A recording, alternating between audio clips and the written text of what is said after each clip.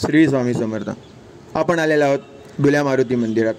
डुल्या मारुती मंदिर हे लक्ष्मी रोडवरील नानापेठ साईडला असून हे मारुतीचं मंदिर साधारणतः 350 वर्ष जुने आहे.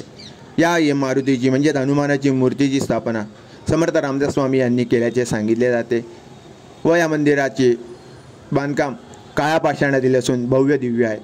मूळ काळ्या पाषाणातील पश्चिमामुख मूर्ती म्हणजेच मारुतीची मूर्ती ही 2.5 ते 3 फूट रुंद आहे आणि या मारुतीकडे बघताच आपलं भान हरपून जातं व आपलं दर्शन घेताना ध्यान लागल्याशिवाय राहत नाही. या मूर्तीच्या शेजारी एक गणेशाची सुबक आणि छोटी मूर्ती पण आपल्याला बघायला मिळते, दर्शन घ्यायला मिळतं.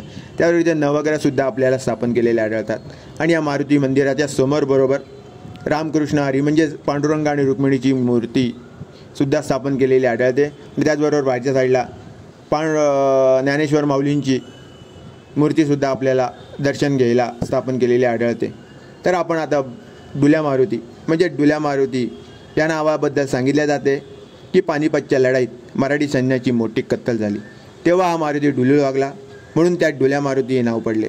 किंवा दुसऱ्या बाजीराव पेशव्यांनी पुणे सोडावे का यासाठी या मारुतीला कौल लावला व या मारुतीने मान डोलवून त्यांना सांगितले की तुम्ही पुणे सोडायला काही हरकत नाही, म्हणूनसुद्धा याला डुल्या मारुती असे नाव पडले. तर आहे की नाही या डुल्या मारुती नावामागची गंमत.